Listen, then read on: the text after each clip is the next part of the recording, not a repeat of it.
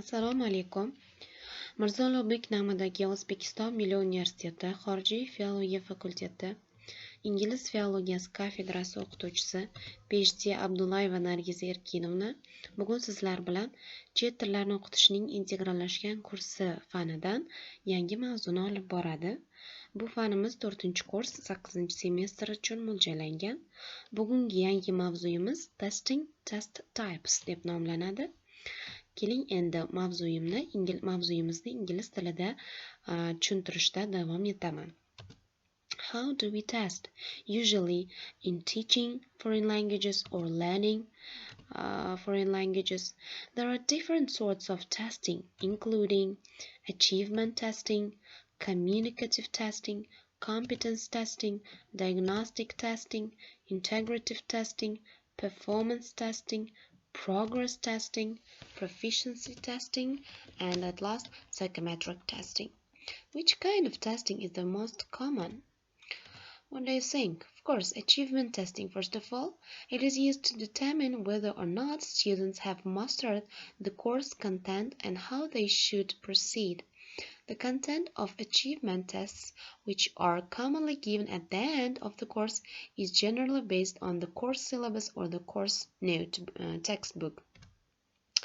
Progress testing is used at various stages throughout a language course to determine learners' progress up to that point and to see what they have learned. Okay, other types also. Proficiency testing.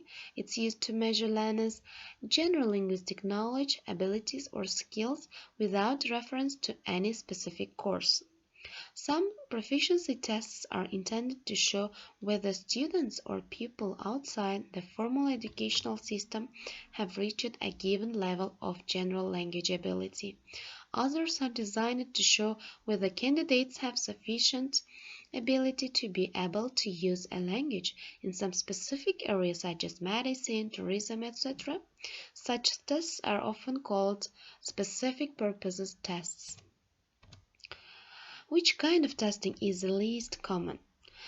For example, diagnostic testing, which seeks to identify those areas in which a student needs further help. These tests can be fairly general and show, for example, whether a student needs particular help with one of the 4 language skills, or they can be more specific, seeking to identify weaknesses in a student's use of grammar. Next type, psychometric testing, which is aimed at measuring psychological traits such as personality, intelligence, aptitude, ability, knowledge, skills, which makes specific assumptions about the nature of the ability tests. Example, that is unidimensional, normally distributed. It includes a lot of discrete point items. So, actually, what do tests do? What a test will appraise or measure depends on what testers wish to know and what the testers believe a test to be. There is indeed a difference between competence testing, which is used to measure candidates' acquired capability to understand and produce a certain level of foreign language, defined by phonological, lexical, grammatical, sociolinguistic, and discourse constituents. In order to make test takers' competence measurable and visible, testers turn off necessity to their actual performance, which may indicate their competence. And performance testing, which includes direct systematic observation of an actual student performance or examples of student performances and rating of that performance according to pre-established performance criteria. Students are assessed on the result as well as the process engaged in a complex task or creation of a product. A performance test measures a performance on tasks requiring the application of learning in an actual or simulated setting. Either the test stimulus the desired response or both are intended to lend a high degree of realism to the test situation. Do all language tests aim at measuring communicative competence? What do you think? No, they may test aspects of language knowledge and skills which are considered to be indicators of communicative competence. So, are all types of tests communicative?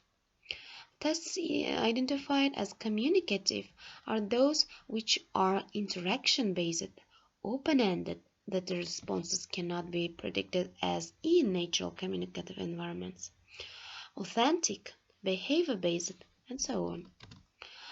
Do all language tests aim at measuring communicative competence? Communicative tests are supposed to measure communicative competence, which includes linguistic competence, social-linguistic competence, and strategic competence. Do tests test one or many things at a time? There are two different types of tests. Integrative tests, which include activities that assess skills and knowledge in an integrated manner, for example, reading and writing together, or listening and speaking. Less attention is paid to specific lexicogrammatical points. Discrete point tests, which contain items that ideally reveal the candidate's ability to handle one level of language and one element of receptive or productive skills, which is different from integrative tests. For whom are tests important? For almost all the people involved in the education process.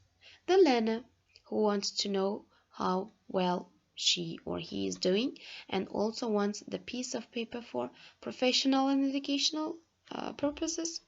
The teacher, who wants to know how the learner is progressing and whether and how well she or he herself is succeeding in his or her job. And for whom again? The parents, who want to make sure that they are getting their money's worth. The educational authorities and others who have some interest in the learner's progress or his or her proficiency level. The potential employer, who relies heavily on what tests tell him or her about learner proficiency levels, of course. Why else is testing important? Another point is because of its backwash effect. So, what does it mean? It's the effect that testing has on teaching.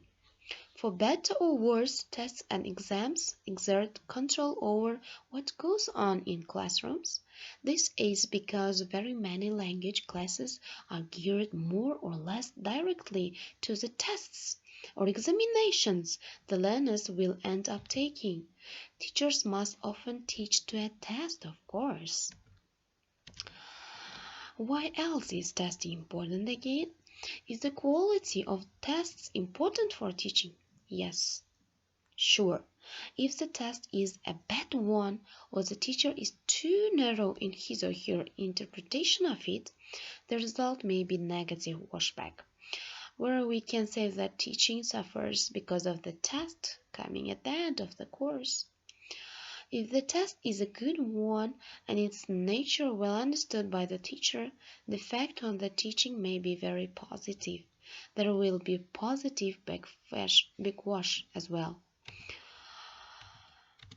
Thank you for attention.